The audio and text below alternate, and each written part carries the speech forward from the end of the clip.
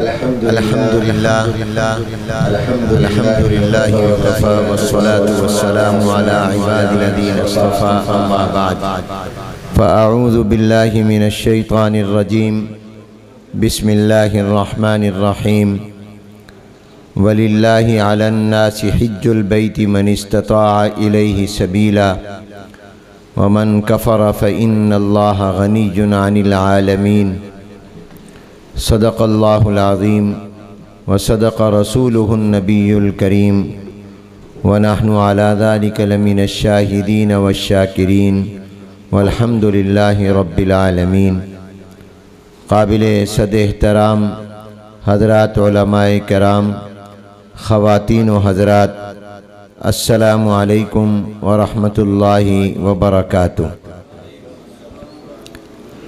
حضرت مولانا مفتی محمد عبداللہ صاحب دامت برکاتہم العالیہ نے حج کے چند اہم ضروری اور بنیادی مسائل بیان فرمائے۔ حج کے فضائل سے آپ پوری طرح واقف ہیں۔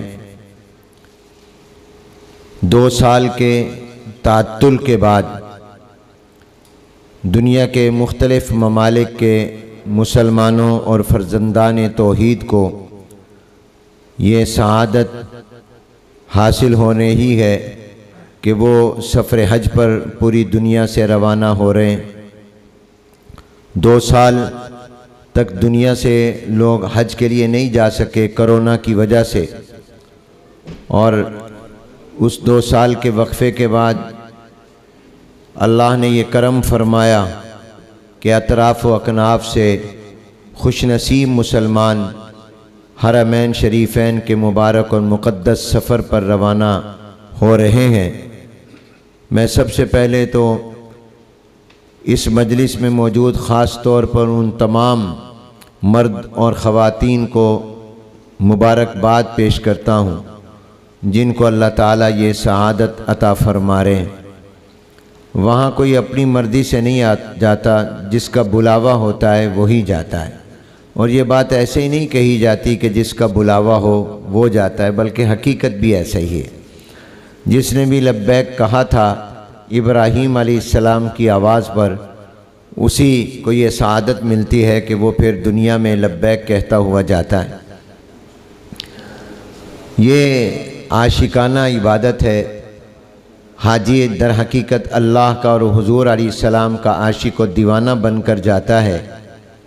اس لیے مرد کا سر ننگا ہوتا ہے، خوشبو نہیں لگاتا، بال نہیں کاٹتا، ناخن نہیں کاٹتا، اور عورت کے لیے ہوتا ہے کہ وہ جب تک احرام کی حالت میں ہے وہ اپنے چہرے پر کپڑا نہ لگنے دے، اپنے چہرے سے کپڑے کو دور رکھے۔ یہ جو زندگی کے معمولات ہیں بدل جاتے ہیں، شریعت کے احکام بھی بدل جاتے ہیں، اور یہ اتنی عظیم الشان عبادت ہے، نعمت ہے کہ اللہ نے کسی بھی عبادت کی تکمیل پر اسلام کے مکمل ہونے کا اعلان نہیں کیا۔ اسلام کی تکمیل کا اعلان ہوا تو حج کے موقع پر ہوا۔ نماز کا حکم اللہ نے حضور علیہ السلام کو دیا تو یہ نہیں اعلان کیا کہ اسلام مکمل ہو گیا۔ روزے کا زکوٰۃ کا حکم دیا تو یہ اعلان نہیں فرمایا کہ دین مکمل ہو گیا۔ جب حج ہوا تو حج کے موقع پر اعلان کیا کہ ہم نے دین مکمل کر دیا۔ سورہ مائدہ اور 6 پارے کی یہ آیت جو قرآن کی آخری آیت ہے نازل ہونے کے اعتبار سے، الیوم اکملت لکم دینکم واتممت علیکم نعمتی ورضیت لکم الاسلام دینا، یہ میدان عرفات میں نازل ہوئی، حج کے موقع پر ہوئی۔ گویا حج وہ عظیم الشان عبادت ہے کہ اس موقع پر اسلام کی اور دین کی تکمیل کا اعلان اللہ نے کیا۔ عام طور پر آپ دیکھیں اپنے حالات میں بھی، نماز تو جو بھی اللہ سے ڈرتا ہے بالغ ہونے کے بعد مرد ہو یا عورت فرض نماز پڑھتے ہیں، روزہ بھی رکھتے ہیں، مالدار ہو تو زکوٰۃ بھی دیتے ہیں، نماز کے لیے کہیں دور جانا نہیں پڑتا، نماز کے لیے بیوی بچوں کو چھوڑنا نہیں پڑتا، دکان کو چھوڑنا نہیں پڑتا، روزے کے لیے بھی کہیں نہیں جانا پڑتا، گھر میں رہتے ہوئے آپ روزہ رکھیں۔ آپ کو میاں بیوی سے ایک دوسرے سے، والدین سے، گھر سے، کاروبار سے دور نہیں ہونا پڑتا۔ زکوٰۃ دینے والا بھی دکان پر بیٹھا ہی زکوٰۃ دے رہا ہے، گھر میں بیٹھا ہی زکوٰۃ دے رہا ہے، اس کو کسی قسم کی کوئی ایسی قربانی نہیں دینی پڑتی کہ جس میں وطن چھوڑنا پڑے، دکان کو خیر آباد کہنا پڑے۔ وہیں اپنے گھر میں رہتے ہوئے نماز بھی پڑھ لیتا ہے، روزہ بھی رکھ لیتا ہے، زکوٰۃ بھی دیتا ہے، مگر حج ایک ایسی منفرد عبادت ہے کہ جس کے لیے وطن کی قربانی بھی دینی پڑتی ہے، دکان کی بھی قربانی دینی پڑتی ہے، کاروبار بھی چند دن کے لیے خدا حافظ کہنا پڑتا ہے، اور والدین اگر نہیں جا رہے تو والدین سے بھی جدائی اختیار کرنی پڑتی ہے، اولاد سے بھی جدائی اختیار کرنا پڑتی ہے، بیوی جا رہی ہے اپنے والد کے ساتھ یا بھائی کے ساتھ تو خامن سے دوری، خامن جا رہا ہے تو بیوی سے دوری۔ تو یہ حج جو ایک ایسی عبادت ہے کہ جس کے لیے ایک قربانی دینی پڑتی ہے، اور بہت ساری قربانیاں دینی پڑتی ہیں، اور وطن بھی قربان اور سارے راحتیں سہولتیں بھی قربان۔ تو جب اتنی بڑی کوئی قربانی دکھاتا ہے نا، پھر اللہ کہتا ہے تیرا دین مکمل ہو گیا۔ میں نے اپنے گھر میں رہتے ہوئے نماز تو پڑھ لی، روزہ بھی رکھ لیا، زکوٰۃ بھی دے دی، لیکن ابھی تک میں نے حج نہیں کیا، تو میرے اسلام کے 5 ارکان پورے نہیں ہوئے۔ میرے 3 ارکان پر عمل تو آسانی سے ہو جاتا ہے، میں اپنے گھر میں کر لیتا ہوں اور اپنی جگہ پر رہتے ہوئے بھی کر لیتا ہوں، لیکن حج کے لیے تو مجھے مال کی قربانی بھی، وقت کی قربانی بھی، وطن کی قربانی بھی دینی پڑتی ہے۔ میرا حج میرے گھر میں نہیں ہوتا، میرا حج میرے شہر میں نہیں ہوتا، میرے ملک میں نہیں ہوتا، اس کے لیے مجھے جانا پڑتا ہے مکۃ المکرمہ، وہاں مجھے جانا پڑتا ہے۔ تو اب میں نے نماز تو پڑھ لی، کوئی چاہے کہ میرا دین مکمل ہو، اسلام کے بنیادی ارکان پر یہاں رہتے ہوئے میرا عمل ہو جائے، وہ نہیں ہو سکتا جب تک کہ وہ حج کے لیے نہیں جائے گا۔ اس لیے یہ بات حقیقت بھی ہے کہ حج کرتا ہے تو دین مکمل ہوتا ہے، حج نہیں کرتا تو اس کا دین مکمل نہیں ہوتا ہے۔ تو وہ جو لوگ اب جا رہے ہیں اور پہلی دفعہ جا رہے ہیں، انہوں نے نماز تو پڑھ لی تھی، روزہ تو رکھا ہوا تھا، زکوٰۃ تو وہ دیتے رہے، ان 3 ارکان اسلام پر تو انہوں نے عمل کر لیا، مگر ابھی ان کا اسلام مکمل نہیں ہوا، 4تھا رکن باقی تھا۔ جب اللہ نے حج کی توفیق عطا کر دی تو گویا ان کا اسلام بھی مکمل ہو گیا۔ تو یہ تکمیل دین کا اور تکمیل اسلام کا ذریعہ بنتا ہے۔ حضور اکرم صلی اللہ، اور اللہ نے یہ حکم شروع میں نہیں دیا، مکۃ المکرمہ میں حضور 53 سال رہے ہیں، 40 سال اعلان نبوت سے پہلے اور 13 سال اپنے نبی ہونے کا اعلان کرنے کے بعد، گویا 53 سال حضور علیہ السلام کی مبارک زندگی کے گئے مکۃ المکرمہ میں گزرے، مگر حج فرض نہیں ہوا۔ حضور مکہ چھوڑ، حالانکہ بیت اللہ بالکل قریب تھا، وہاں حج کرنا آسان تھا، عرفات، مینا، مزدلفہ مکے سے قریب ہیں، مگر اللہ نے نہیں حج فرض کیا۔ وہاں اگر فرض ہو جاتا تو آسانی ہو جاتی حضور علیہ السلام کو بھی، صحابہ کو، لیکن اللہ نے نہیں کیا۔ حضور مدینے آ گئے، 1 سال، 2 سال، 3 سال، 4 سال، 5 سال، 6 سال، 7 سال، 8 سال گزر گئے، اللہ نے حج فرض نہیں کیا۔ 8 سال گزرنے کے بعد جب 9 ہجری حضور کی ہجرت کو 9واں سال ہوا تو اللہ نے حج فرض کر دیا۔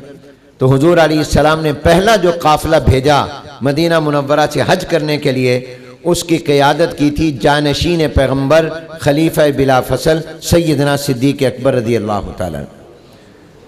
میں کہا کرتا ہوں قیامت تک جتنے مسلمان بھی حج کر رہے ہیں ان کو اپنے حج کا ثواب بھی ملے گا، حضرت ابو بکر کو بھی ان کے حج کا ثواب ملتا رہے گا، اور وہ جنہوں نے حضرت ابو بکر کے ساتھ کیا ان کو بھی ملتا رہے گا، کیونکہ سب سے پہلا حج اسلام میں فرض ہونے کے بعد جناب نبی کریم صلی اللہ علیہ وسلم کے حکم پر سیدنا صدیق اکبر رضی اللہ عنہ اور صحابہ نے کی۔ یہ 9 میں ہوا۔ اگلا سال جب 10 آیا تو حضور علیہ السلام نے خود ارادہ فرما لیا۔ حضور کے حج پر جانے کی خبر پھیل گئی، اطراف و اکناف سے لوگ مدینے میں جمع ہونے لگ گئے، اور کئیوں نے مکہ کے قریب رہتے تھے ادھر جانا شروع کر دیا تاکہ حضور کے ساتھ حج کریں۔ وہ کیا خوش نصیب ہوں گے جنہوں نے جناب نبی کریم صلی اللہ علیہ وسلم کے ساتھ حج کیا۔ اور حضور کے حج کا جو سفر ہے کہ آپ اپنے گھر مدینے سے کس دن نکلے، آپ ذوالحلیفہ بیر علی جو مدینے کی اب تو آبادی میں آ گیا، مدینے والوں کا میقات ہے، یہاں سے وہ احرام باندھتے ہیں مدینے والے، تو وہاں سے حضور نے احرام باندھا۔ حضور نے کب احرام باندھا، نفل کا کتنے پڑے، کہاں پڑے، اونٹنی پر سوار کب ہوئے، پھر حضور نے تلبیہ کب پڑھا، اس سفر میں حضور کے کتنے دن لگے، حضور کہاں کہاں ٹھہرے، کہاں فجر، کہاں ظہر، کہاں عصر، کہاں مغرب، کہاں عشاء، جتنے دن لگے ہر دن کی نماز قربان جائیں صحابہ پر. انہوں نے حضور کے پورے سفر کا نقشہ بیان کیا، حتیٰ کہ اس سفر میں جو حضور نے اونٹنی پر کیا تھا، جہاں جہاں حضور قضائے حاجت کے لیے بیٹھے صحابہ نے اس کو بھی نقل کیا.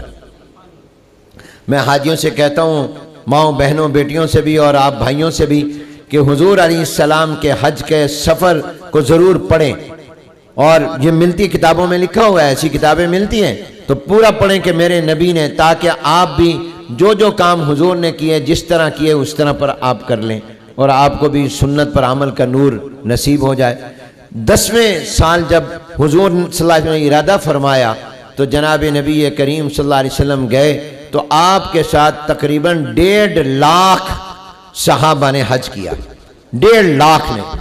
عرفات کا میدان تھا، وہاں یہ آیت مبارکہ نازل ہوئی، الیوم اکملت لکم دینکم واتممت علیکم نعمتی ورضیت لکم الاسلام دینا، کہ آج کے دن میں نے تمہارا دین مکمل کر دیا. یہ حضور کی زندگی کا پہلا حج بھی ہے، حضور کی زندگی کا آخری حج بھی ہے. اس کو اگرچہ نام حجۃ الوداع مشہور ہو گیا، ورنہ یہ حضور کا پہلا حج بھی ہے، کیونکہ 10 ہجری میں آپ نے ذی الحجہ میں حج کیا، اس کے بعد ذی الحجہ کے باقی دن گزرے، محرم گزرا، سفر گزرا، ربیع الاول میں حضور اکرم صلی اللہ علیہ وسلم دنیا سے چلے گئے. تو آپ نے یہ حج جو کیا تو اس کو حجۃ الوداع اس لیے کہا جاتا ہے کہ اس کے بعد حضور نے زندگی میں حج ایک کیا ہے، عمرے 4 کیے ہیں. عمرے کتنے کیے؟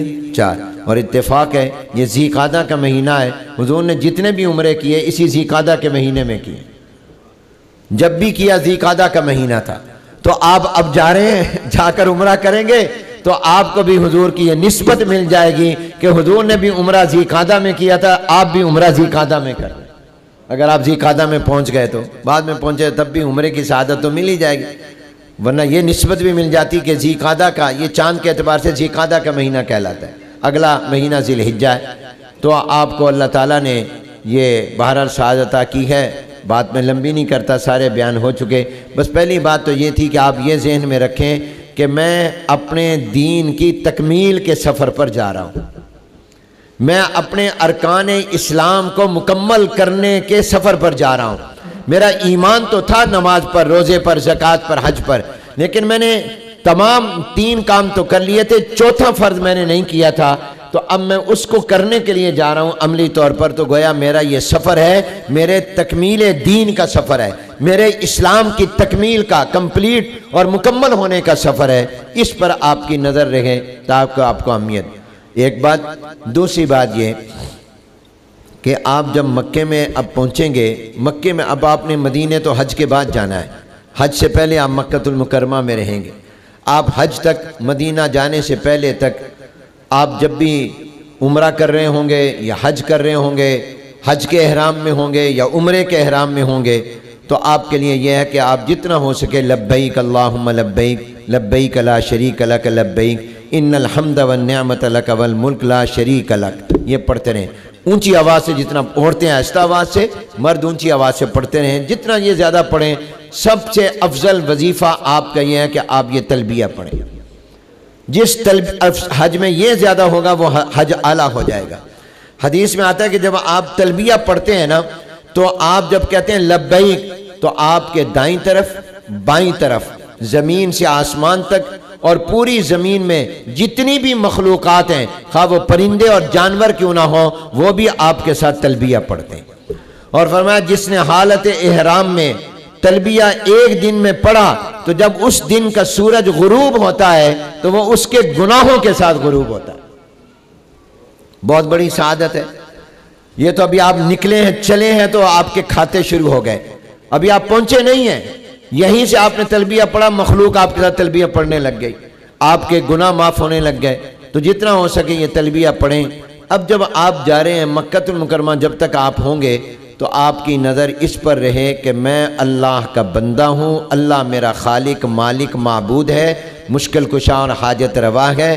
لبیک کا معنی یہ کہ اللہ تیری بارگاہ میں حاضر، تیری بارگاہ میں حاضر. اور جب آپ مدینہ پاک جائیں گے تو پورے راستے میں اور جب تک مدینہ رہیں گے تو درود پاک پڑھتے رہیں، درود شریف پڑھتے رہیں.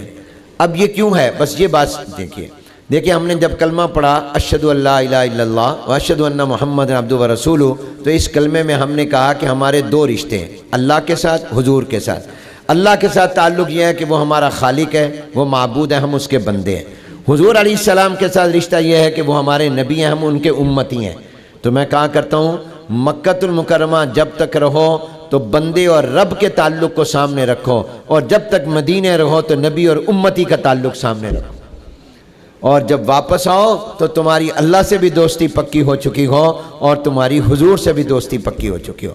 اللہ کی محبت اور اللہ کا تعلق بھی مضبوط اور حضور علیہ السلام کا تعلق، گویا یہ کلمے کی تکمیل اور کلمے کی روح حاصل کرنے کا سفر ہے کہ آپ نے اس کلمہ طیبہ کی روح حاصل کرنی ہے کہ آپ کی محبت اللہ سے بھی سب سے زیادہ اور حضور علیہ السلام سے بھی آخری بات، بلکہ آخری سے پہلے اس کے بعد والی بات آخری بات سے پہلے والی بات یہ ہے، میں نے دو باتیں عرض کی، تیسری یہ عرض کر رہا ہوں کہ آپ جب جائیں گے تو مکہ المکرمہ سے کیا لائیں گے، مدینے سے کیا لائیں گے؟ آپ کو ابھی سے آپ کے بچے کہہ رہے ہوں گے دوست میرے لیے یہ لے کے آنا، آپ بھی سوچ رہے ہوں گے مکے سے یہ لانا ہے، مدینے سے یہ لانا ہے، اور کچھ نہیں تو اتنا تو ویسے شاپنگ نہ کرنا، ہر چیز پاکستان ملتی ہے، اپنا وقت بازاروں میں نہ گزارنا، اپنا وقت حرمین میں گزارنا، ہر چیز یہاں ملتی ہے۔ مکے سے آپ زمزم لائیں گے، مدینے سے کھجوریں لائیں گے، یہ تحفے تو لاتے ہی ہیں، لیکن ایک تحفہ ایک مرتبہ مفتی زین العابدین صاحب رحمۃ اللہ علیہ نے فرمایا میں تمہیں بتاتا ہوں، یہ تحفہ ہر حاجی لے کر آئے، مرد بھی عورت بھی۔ فرمایا مکے میں حضور رہے ہیں 53 سال، مدینہ منورہ میں رہے ہیں 10 سال، مکے میں جب تک ہو تو یہ معلوم کرنا کہ میرا نبی مکے میں کیسے زندگی گزارتا تھا، میرا نبی مکے میں کیا کرتے تھے، مدینے میں یہ معلوم کرنا کہ حضور علیہ السلام مدینے میں کیسے رہتے تھے، جب واپس آنا تو حضور کی مکی زندگی اور مدنی زندگی کا تحفہ لے کر آنا، یہ سیکھ کر آنا۔ مکے میں حضور نے معاف کیا، درگزر کیا، صبر کیا، مشرکین مکہ کی تکلیفوں پر بھی آپ نے کوئی بدلہ اور انتقام نہیں لیا، مدینے میں آ کر اسلام کی حکومت قائم کی، دین کی حکومت قائم کی، جو بھی آپ کی سیرت مدینے اور مکے سے ہے اس کو لے کر آنا۔ اور آخری اب بات یہ ہے کہ آپ کے پورے حج کی روح کیا ہے، آپ کی پورے حج کی روح اور مقصد یہ ہے کہ حج پر جانے والا یہ سیکھ کر آئے کہ میں نے وہ کرنا ہے جو میرا اللہ کہے گا، میں نے وہ نہیں کرنا جو میری برادری کہے گی، جو میری عقل کہے گی، یا جو میرا ماحول اور خاندان کہے گا، میں نے اس پر نہیں چلنا، میں نے تو اللہ کے حکم پر چلنا ہے۔ حج کا سب سے بڑا پیغام اور میسیج اور حج کی روح اور حقیقت ہے بندگی اور عبدیت۔ اس کو ایک مثال سے واضح کرتا ہوں، آپ انشاءاللہ جب مکے پہنچیں گے تو مکہ المکرمہ میں پہنچ کر آپ کا دل لگے گا، بیت اللہ دیکھ کر آپ کو سکون ملے گا، اور بیت اللہ کا طواف آپ کریں گے، آپ کو ایمانی خوشی حاصل ہوگی۔ لیکن 8 تاریخ کو یہ آپ کو معلم اور قاری صاحب یہ سب حضرات بلکہ 7 اور 8 کی درمیانی شب کو ہی کہیں گے چلو بھی سامان اٹھاؤ مینا جانا۔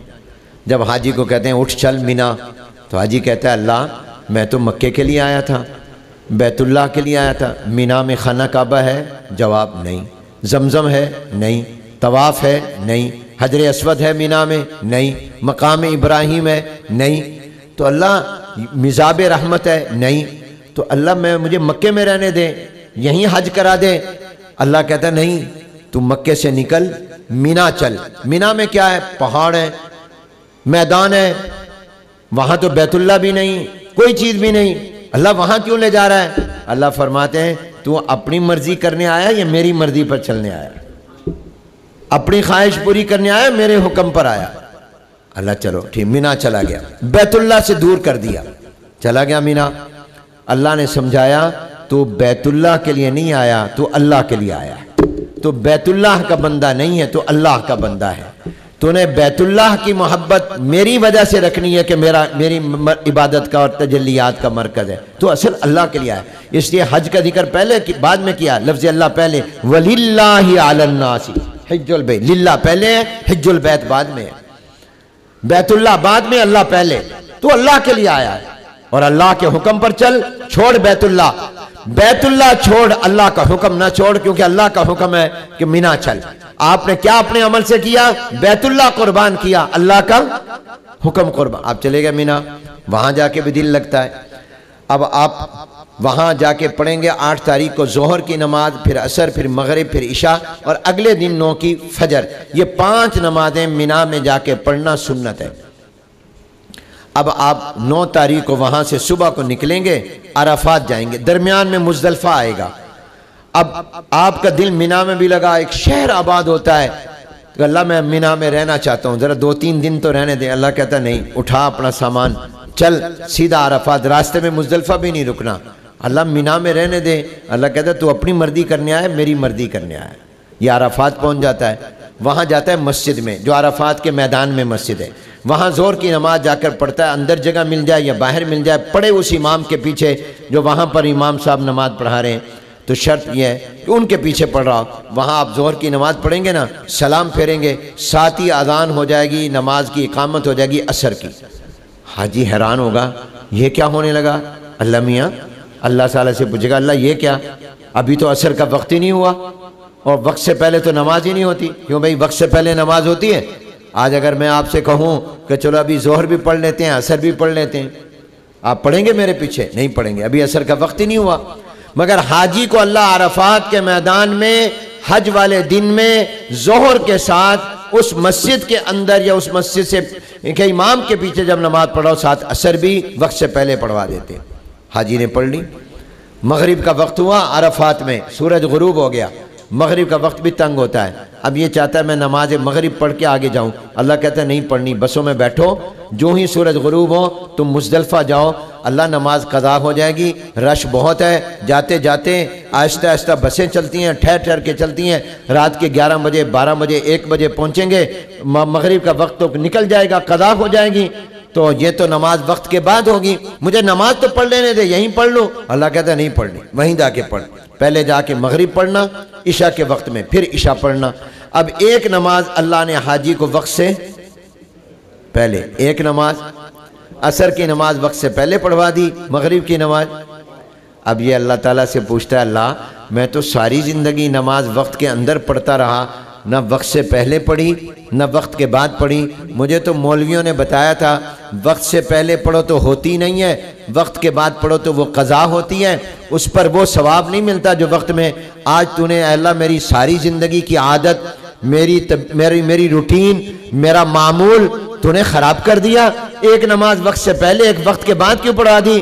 اللہ تعالیٰ جواب میں فرماتے ہیں، حاجی یہی تو تجھے سکھانا تھا کہ تو اپنی نماز کا بندہ نہیں، تو اپنی عادت کا بندہ نہیں، تو اپنی روٹین کا پابند نہیں، تو اپنی طبیعت، خواہش اور دماغ اور عقل پر چلنے کا بندہ نہیں، تو میرے حکم پر چلنے کا بندہ ہے، تو میرے حکم کا پابند ہے. میں کہوں گا تو وقت کے اندر پڑھے گا، میں کہوں گا تو وقت سے پہلے پڑھے گا، میں کہوں گا تو وقت کے بعد پڑھے گا.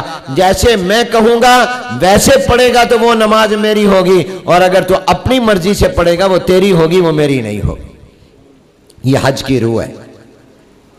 طواف کے چکر 7، کوئی کہے میں 8 کرتا ہوں، نہیں. صفا مروہ میں صحیح 7 چکر، کوئی 8 کہے 9 کرے، نہیں. شیطان کو کنکریاں مارنی ہیں 7، کوئی 8 9 مارے، نہیں. جو اللہ کہہ رہے ہیں، جو شریعت کا حکم ہے. تو حج کی یہ روح اور سبق کو حاصل کر کے آئیے گا کہ ہم اللہ کے حکم کے پابند ہیں، اپنی خواہشات کے پابند نہیں. وآخر دعوانا ان الحمدللہ رب العالمین والصلاة والسلام على سید الانبیاء والمرسلین. اللہم انت السلام ومنک السلام وإلیک یرجع السلام. تبارکت ربنا وتعالیت یا ذا الجلال والاکرام. اے اللہ اس اجتماع کو اپنی بارگاہ میں قبول فرما، ہم سب کے گناہوں، خطاؤں، لغزشوں کو معاف فرما دیجئے. اے اللہ ہمارے صغیرہ کبیرہ گناہوں کو معاف فرما دیجئے، اپنی رضا والی زندگی نصیب فرما دیجئے. اے اللہ قدم قدم پر ہماری حفاظت فرمائیے. اے اللہ ان تمام حاجیوں کے حج کو اپنی بارگاہ میں ارادوں کو قبول فرما لیجئے. اے اللہ جتنے میں بھائی اور بہنیں مائیں جا رہی ہیں، اے اللہ خیریت، عافیت اور صحت کے ساتھ ان کو لے بھی جا، اور ان کا پورا سفر قبولیت کا بھی ہو. اے اللہ صحت و عافیت اور قبولیت کے ساتھ ان کو واپس لوٹا۔ اے اللہ ان کو حج کے تمام مناسک سنت کے مطابق ادا کرنے کی توفیق عطا فرما۔ اے اللہ ان کے حج کو آسان بھی فرما، قبول بھی فرما، سب کے حج کو حج مبرور بنا دیجئے، سب کے حج کو حج مقبول بنا دیجئے۔ اے اللہ یہ اپنے اس سفر میں جتنی بھی دعائیں کریں وہ دعائیں ان کے حق میں بھی اور ہمارے حق میں بھی قبول فرما لیجئے۔ اے اللہ ان کے اس حج کو تکمیل ایمان اور تکمیل دین کا ذریعہ بنا دیجئے، ارکان اسلام کے مکمل ہونے کا پر عمل کے اعتبار سے مکمل ہونے کا ذریعہ بنا دیجئے۔ اے اللہ قدم قدم پر حفاظت فرمائیے، آپس میں ایک دوسرے سے لڑنے اور جھگڑنے سے محفوظ رکھیے۔ اے اللہ زبان کی حفاظت کی توفیق عطا فرمائیے، اے اللہ اپنی نظر کی حفاظت کی توفیق عطا فرمائیے، اور اے اللہ ان کو زیادہ سے زیادہ اس سفر میں توفیق عبادت عطا فرمائیے، شیطانی وساوس اور خیالات سے محفوظ رکھیے۔ اے اللہ شیطان ان کے وقت کو ضائع کرنے کی کوشش کرے گا، اے اللہ ان کی حفاظت اس سے فرمائیے، اور اے اللہ یہ کاروان سمیع اللہ مدنی جس کے تحت یہ حج کر رہے ہیں، اے اللہ ان کے اس کاروان سمیع اللہ مدنی کو ترقی عطا فرمائیے، اور ان کو ان حجاج کی خدمت کی توفیق عطا فرمائیے۔ قاری امان اللہ صاحب جو حجاج کی خدمت کرتے ہیں اور ان کے رفقا اور ساتھی، اے اللہ ان کو بہترین جزا اور بدلہ عطا فرمائیے، اور ان کو زیادہ سے زیادہ ان حجاج کی خدمت کی توفیق عطا فرمائیے، اور حجاج کو بھی ان کے ساتھ تعاون کی توفیق عطا فرمائیے۔